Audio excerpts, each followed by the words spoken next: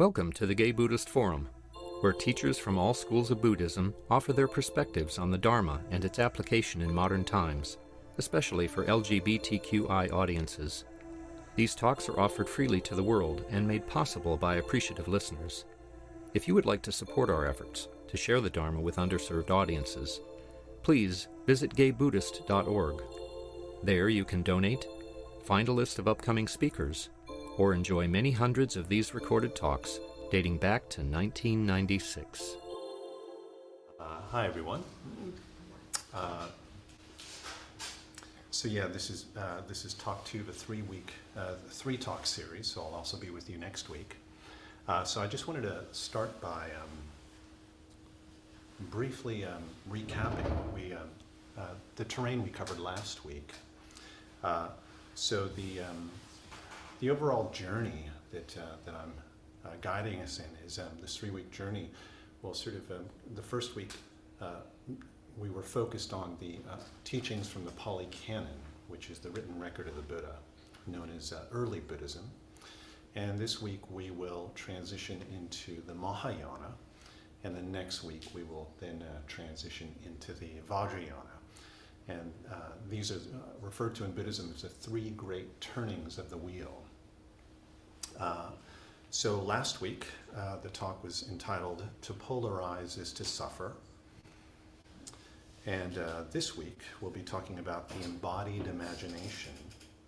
And next week, I'll be exploring the Vajrayana, and the name of that talk will be, "Everything is Perfectly Imperfect." So last week, we focused on the first 2 of the 4 Noble Truths, the truth of suffering and the cause of suffering.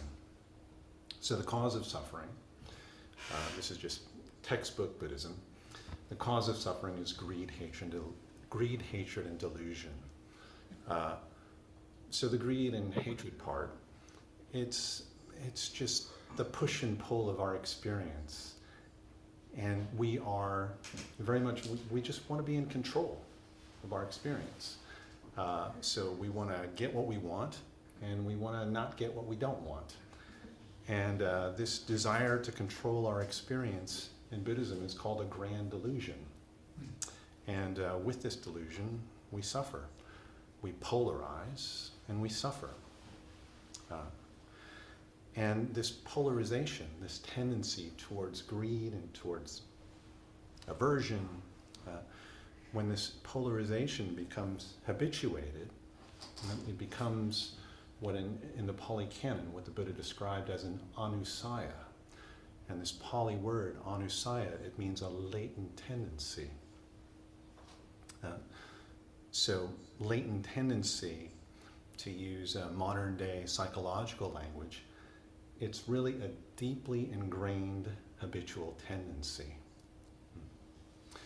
So some very common latent tendencies that can arise, that do arise in childhood, are latent tendencies such as, I'm not good enough, I'm not lovable, nobody listens to me, I'm a fraud, I'm broken, things like this. And it's interesting because horrified anxiety is also a latent tendency. So it's really fascinating in the Pali Canon, when the Buddha speaks about greed, hatred, and delusion, he actually speaks about these as anusayas, as latent tendencies. So the way he speaks about it is the latent tendency towards greed and hatred are always there. They're just lying latent. And then when the conditions in our lives arise that provoke these latent tendencies, well, then these latent tendencies just simply come to life. And we make the grand mistake to think that this is who I am. And the Buddha says, no, that's not the case. So the doorway that the Buddha described is recognizing these latent tendencies as simply latent tendencies, which are impermanent. They're subject to change. So we don't need to become the story. It's possible to actually free ourselves from our story.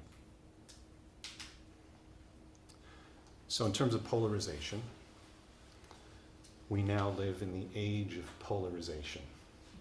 That's what I'm going to call the next 4 years. The age of polarization.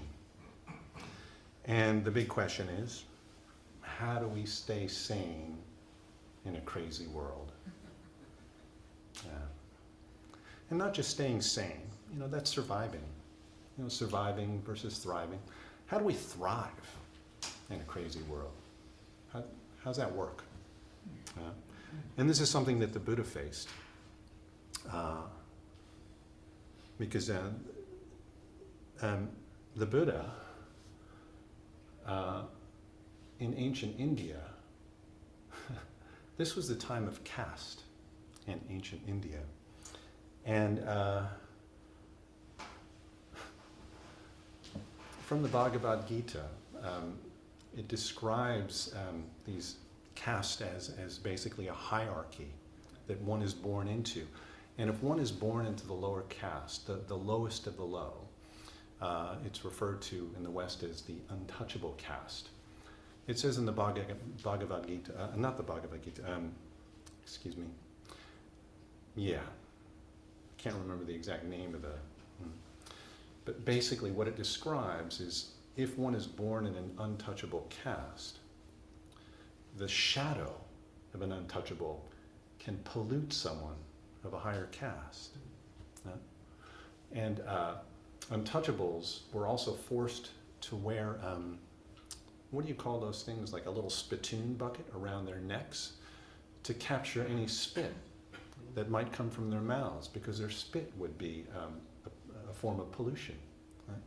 So this is the level of oppression that was happening in ancient India at the time of the Buddha. And yet the Buddha figured out not only how to survive, but how to thrive in this environment. So in early Buddhism, the Buddha was a living example of how to thrive. And after the Buddha's death, all of his disciples, they worked very hard to actually preserve the teachings of the Buddha. Well, the Buddha's now gone. We can't ask him questions. Well, we need to preserve his teachings. So we need to categorize them. We need to systematize them. And Buddhism actually became quite rigid in a particular way. And a good example of this is the Abhidharma tradition. So this is a tradition that arose after the Buddha died. And it's just an example of the degree to which the systemization happened. So in the Abhidharma, for example, there's one system which outlines, it lists 51 different mental events that are an attempt to describe the whole of our experience. So there was a certain rigidity that arose as a result of this. So we can think of this as this distinction between the letter of the law and the spirit of the law. So this is the grounds upon which Mahayana Buddhism arose, the second great turning of the wheel. There were some practitioners who felt like the spirit of the law was getting lost in all of this rigid systemization. Kind of struggling with that word. And in Mahayana Buddhism, there was this desire to bring the Buddha back to life in our imaginations, right? To reinvigorate the spirit of the Buddha. So in early Buddhism, practitioners had Shakyamuni Buddha, a living exemplification of the teachings. And in Mahayana Buddhism, well, there was no living Buddha. We just had what was written down. So what developed in Mahayana Buddhism is a pantheon of archetypal Buddhas. And really it's the embodied imagination that came to the fore in Mahayana Buddhism. So I wanted to take one step back and just say that early Buddhism, Mahayana Buddhism, and Vajrayana Buddhism, these build upon each other. So the doctrine is captured within early Buddhism in the Pali Canon, and one could think of Mahayana Buddhism is just a different method. It's not a new doctrine. It's really just a new method. Same with Vajrayana. It's not new teachings. It's just a different method, just a different perspective on how to practice. So you can think of doctrine and method. So all later Buddhism, it's all aligned with and based upon early Buddhism. And so these are not different, systems of thinking. They're not different doctrines.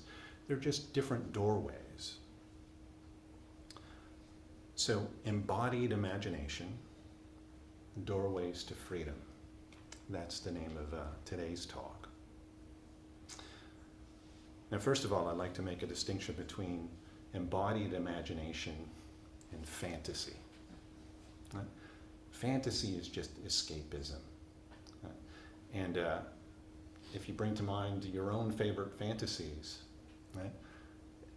In my own favorite fantasies, I always get what I want. Everything works out great. I always live happily ever after, right? It's all about me, me, me. That's not what embodied imagination is. Embodied imagination represents doorways to freedom. It's not about getting what I want. It's actually about letting go of control. So we all have tons of stories running around in our heads, and I think it's quite common for a lot of people to have horrified anxiety stories running around their heads. So I think I heard someone out in the break area talking about this word prapancha, which means mental proliferation. So prapancha is a Pali word, means mental proliferation, and it always has a negative connotation, this word, prapancha, mental proliferation.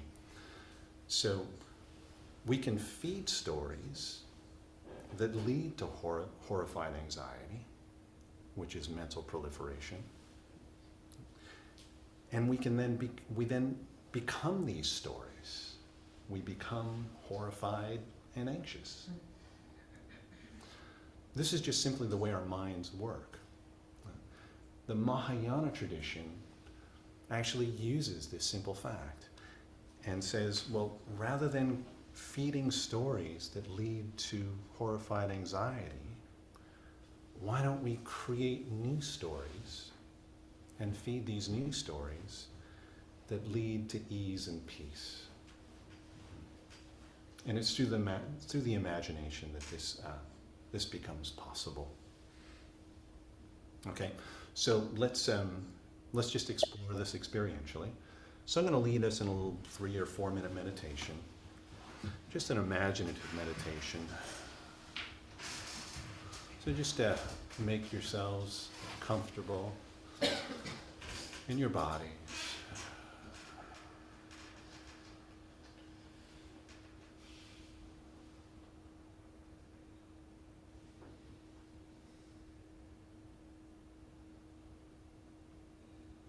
And let's just all tune into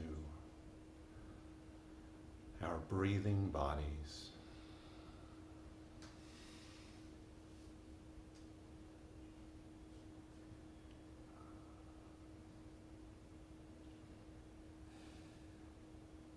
And just notice how your chest and belly gently rises and falls with each breath.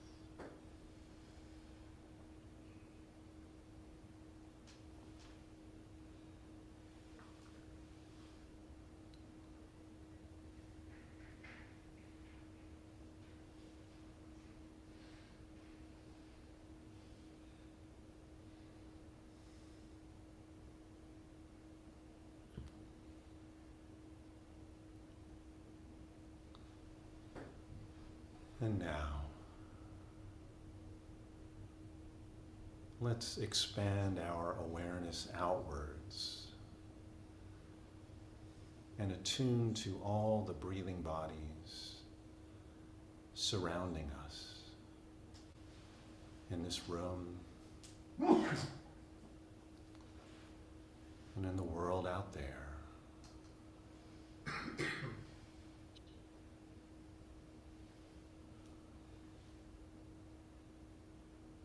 And just notice how it feels to be breathing together.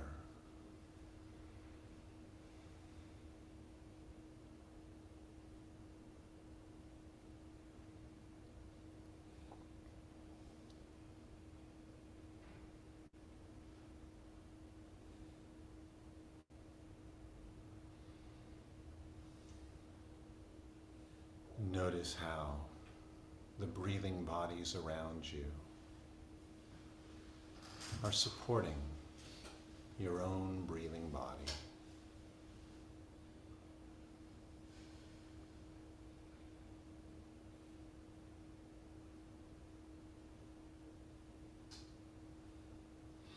And notice how your breathing body supports all the breathing bodies around you.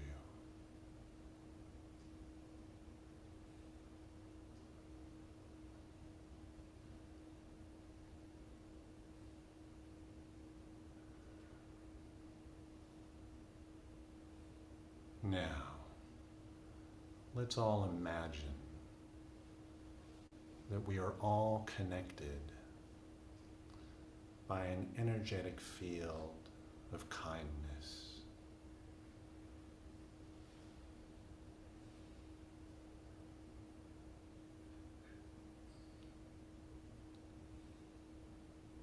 And let's imagine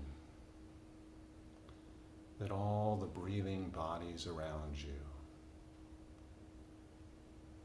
are sending you kindness.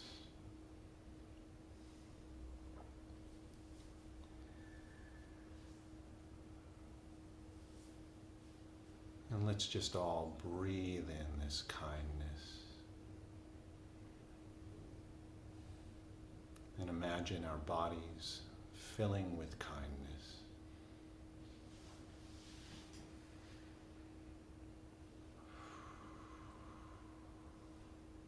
You might want to take a deep breath.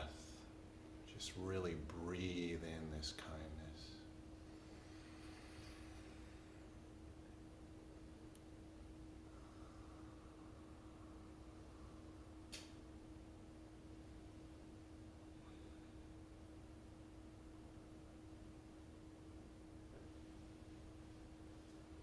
And just notice how this feels to be breathing together.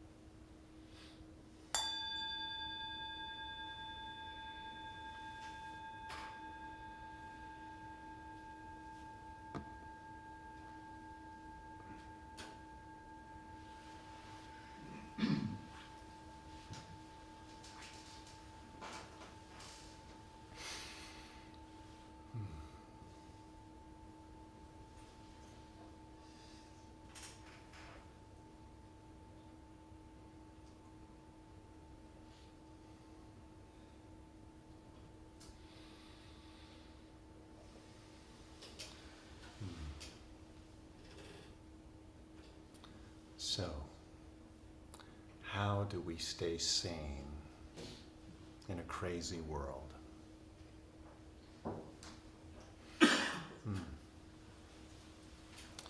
Well, one, I'll call it a misconception that one can come away with from early Buddhism is this emphasis on self-liberation as a form of escapism. And it's very common, actually. That's the example of the Buddha. He left the world behind, and he attained enlightenment.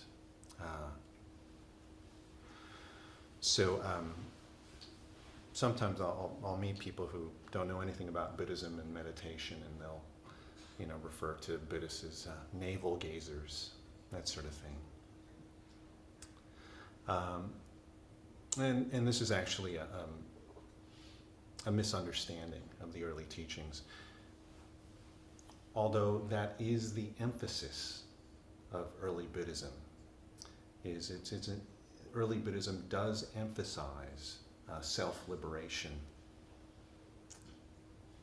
However, if you study the life of the Buddha, after the Buddha became liberated, he then engaged in 35 years of altruistic activity. So in Mahayana Buddhism, again, these are not new teachings in Mahayana Buddhism, it's just a different emphasis, just bringing some other aspect of Buddhism to the fore and really emphasizing it. So Mahayana Buddhism really emphasizes the interconnectedness of all beings, and really emphasizes this notion of saving all beings. Right, so you'll get this in the Bodhisattva tradition, where a Bodhisattva, it's said in the Mahayana tradition, a Bodhisattva is someone who chooses to not become enlightened because they want to stay in this world, in this realm, to help all beings. And this image of, I will not become enlightened until all beings are saved. So Mahayana Buddhism is really focused on engaging with the world. So in modern terms, we could speak about, social and political activism. So this is a very real and practical issue with those of us who are engaged in social and political action, is how do we stay sane while engaging with a crazy world? And it can be very toxic to engage with a crazy world.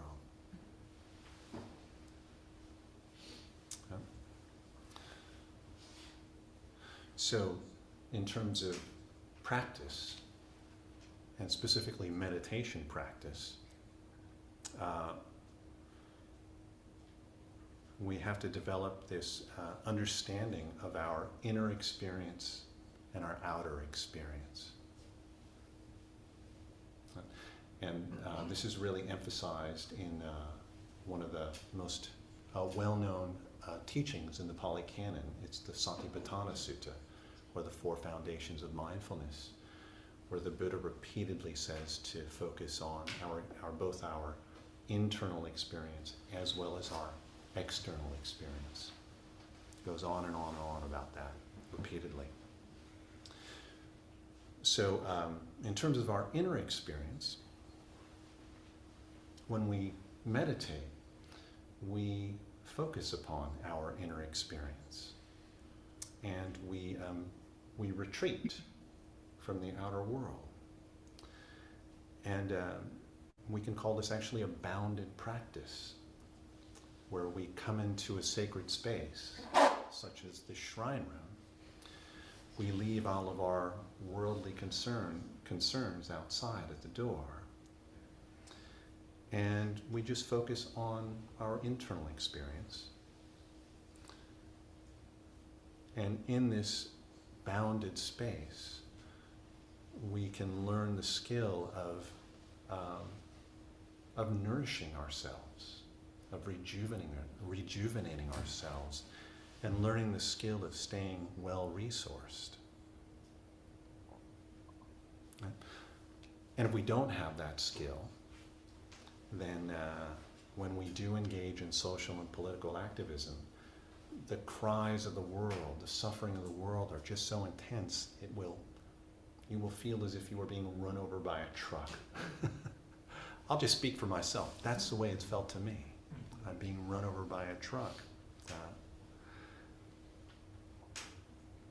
So in this bounded space, this inner world, we learn to nourish ourselves. Right?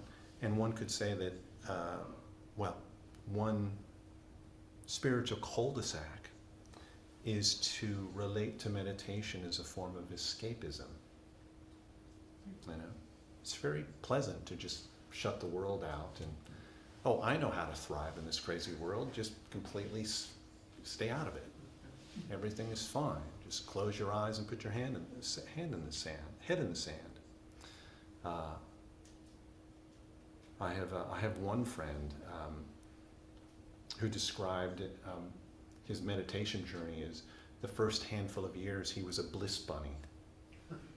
He just loved to meditate. Everything was great. But in the Mahayana tradition, we're actually engaging with the world. We're not trying to escape the world. We're trying to engage with the world because we're all interconnected. So my liberation, it depends upon your liberation. So then when we engage with the outer world, we have to learn the skill of guarding the gates of the senses, of setting healthy boundaries and knowing what not to let in and what to let in. And this is really hard, really, really hard to do, because we have such a strong habitual tendency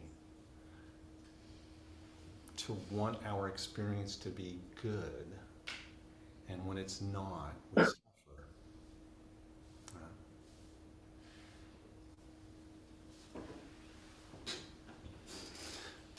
Okay, I have to say something here about that's really important, and the Buddha speaks about this in great detail in the Pali Canon.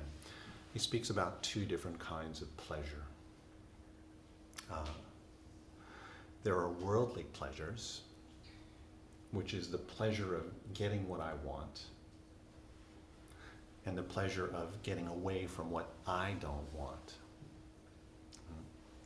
So this type of worldly pleasure is all about me, me, me. And there's another type of pleasure, which in the Pali Canon it's commonly referred to as, translated as unworldly pleasure. And this is the pleasure that arises from letting go. Letting go of polarization, letting go of our toxic mental proliferation, letting go of our horrified anxiety.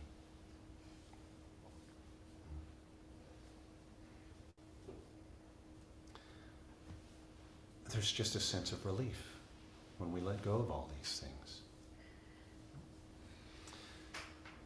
And it's a skill that develops over time.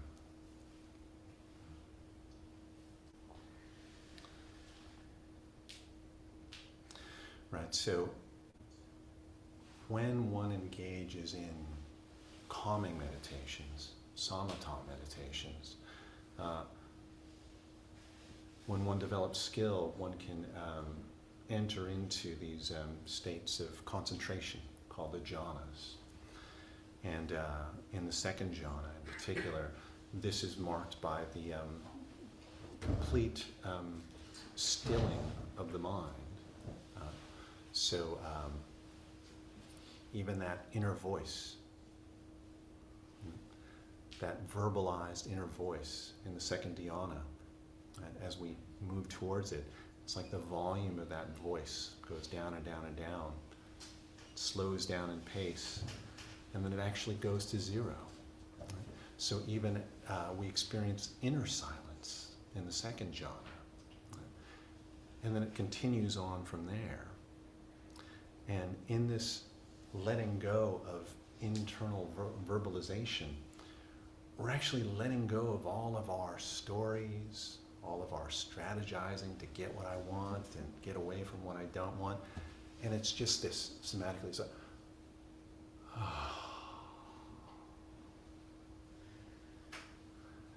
and it's such a relief to be able to have access to this pleasure of letting go. Yeah. So it's so important to cultivate this skill of meditation and being able to access what is referred to in Pali as sukha, which is translated as bliss. But this is the bliss of letting go.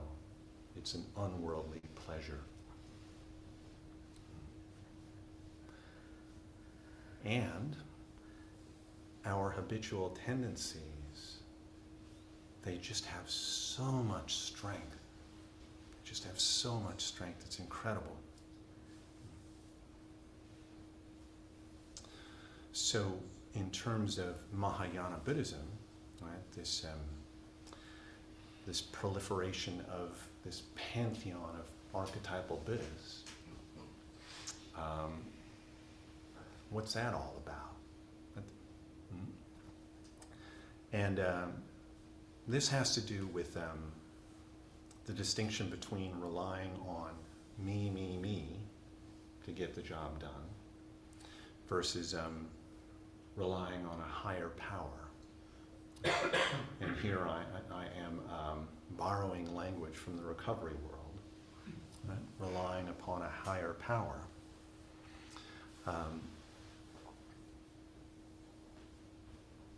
Yeah. So many of you know this, and it's also in my bio now, about my connection with the Japanese Pure Land tradition, Jodo Shinshu, or Shin Buddhism. And the founder of this tradition is Shinran. So he's one of my Dharma heroes. And Shinran, he refused to accept disciples. And people would ask him, can I become your disciple? And his standard response was, no, you can't be a disciple of the Buddha. He would say, I am but a foolish being. I am filled with greed, hatred, and delusion. I am not to be trusted. You don't want to be my disciple. Trust in the grace of all the Buddhas. Be a disciple of the Buddha. That's what Shinran taught. And it's quite beautiful. It's quite beautiful. He used to say things like this. He'd say, well, I have been immersed in an ocean of greed, hatred, and delusion since the beginning of beginningless time.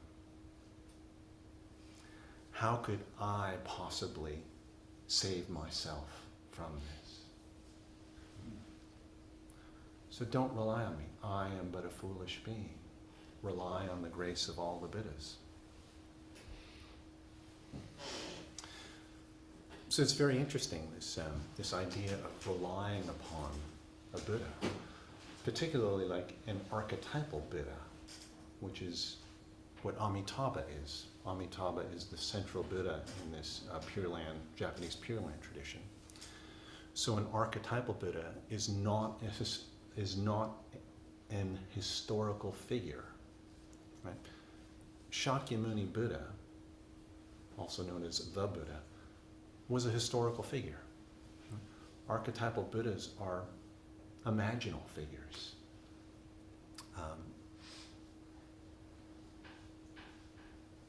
So it's interesting when dealing with imaginal figures. Well,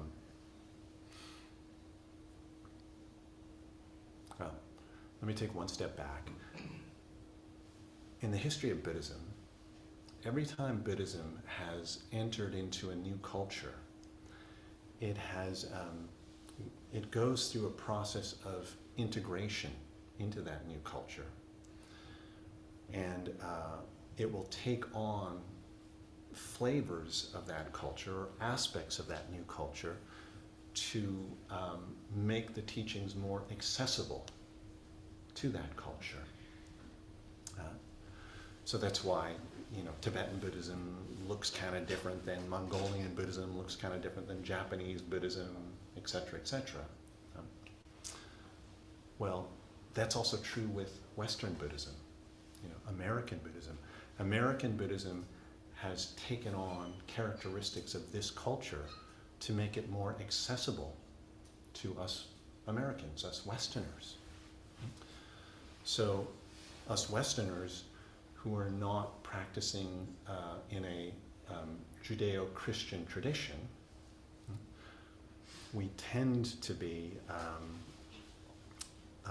scientific materialists or rationalists. We tend to emphasize, well, if you can't prove it, it must not exist. And there can be a tendency to be dismissive of the value of myth and the imagination. There can be a fixation on historical truth. Oh, well, if it's not historically true, then, it must be false. And this kind of binary of yes or no. So it's quite interesting when you read the historical record of Buddhism, which comes from the Indian mind. Same with the Japanese mind, and is the Indian mind, the Japanese mind, a lot of these Eastern minds, they are far less fixated on historical truth. Actually, they're not. Right? So that's why you see in Indian texts these like grand exaggerations. And there's the Indian historical record is sort of a blend of historical fact and folklore, if you will. Well, so we have to recognize that as Westerners, that when engaging with the embodied imagination, it's not about, is it true? Right? So if you were to ask me, does Amitabha really exist? Right? In the way that Shakyamuni Buddha exists, Well, I would say that that's not the right question to ask. Right? Is it true is not the right question to ask. The right question to ask, or a far better question to ask, is it helpful? Right? Is it helpful to engage with an imaginal figure like Amitabha Buddha? So Amitabha is a symbol.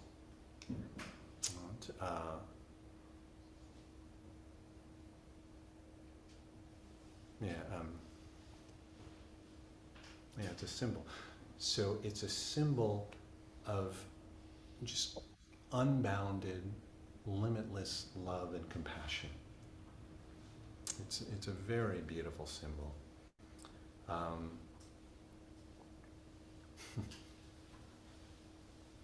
Yeah.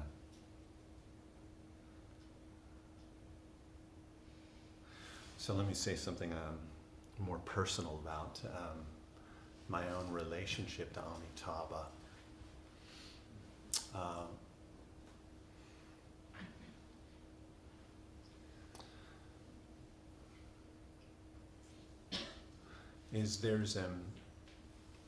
There's this turn of phrase that comes from the Vajrayana tradition. It's called sacred outlook. What this term is pointing at is this notion that our outlook, what we see, is actually distorted by greed and hatred. Therefore, what we see is actually a delusion. And a sacred outlook is to counteract this tendency towards delusion. So the word surrender is a very important word in working with archetypal deities. I am surrendering control. I am surrendering what I want. I'm surrendering what I don't want. And I'm just surrendering to being completely and open and receptive to the way things are in their present moment, without any form of judgment.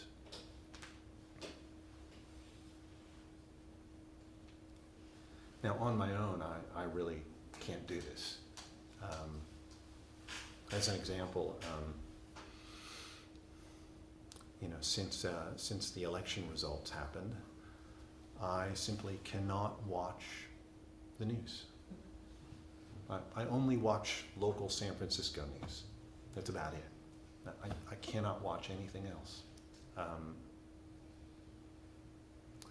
My tender heart simply cannot take it in.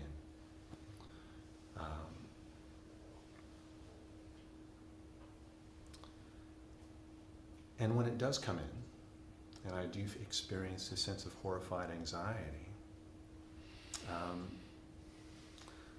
I actually turn to Amitabha to protect my mind. So last week, I chanted the Buddha Puja, and I said that this word mantra, it means a protection of the mind, mantra. So Amitabha protects my mind. Amitabha helps me to guard the gates of the senses.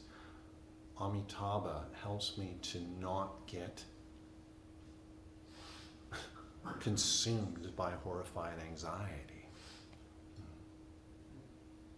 to not get poisoned by this crazy world.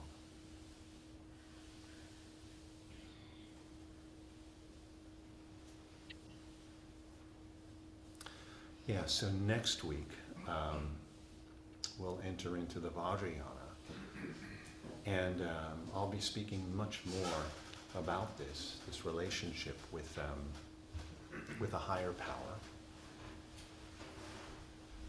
And I'd like to conclude with just one final imaginative exercise.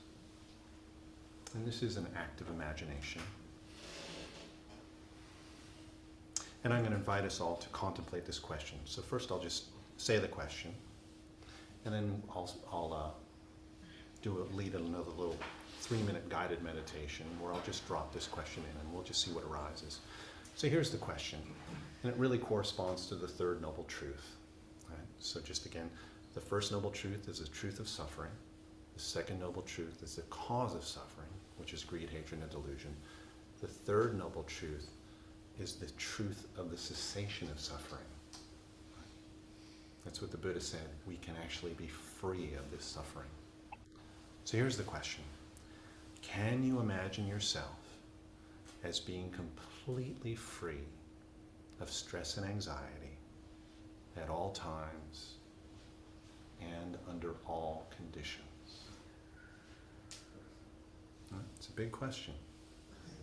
Okay, so let's just, for a couple minutes, we'll just I'd like to invite everyone just to, once again, make yourselves comfortable in your bodies. Perhaps take a couple deep breaths, just to draw your attention into your body.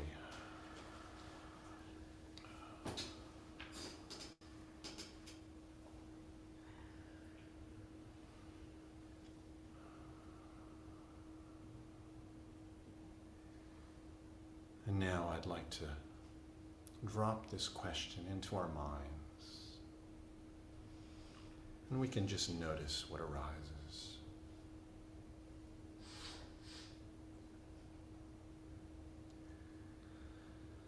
Can I imagine myself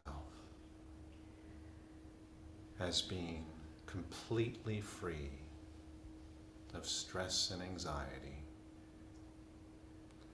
at all times and under all conditions?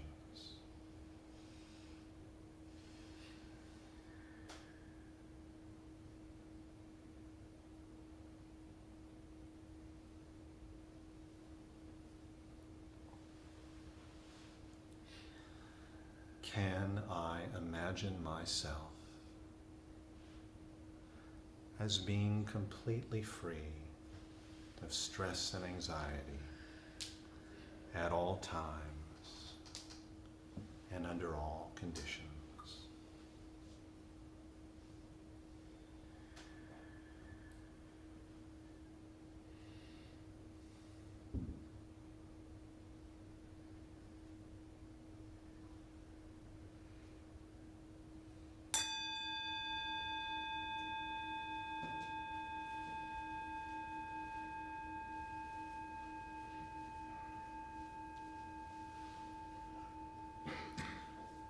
So, if your answer to this question was not a resounding yes, then come on back next week.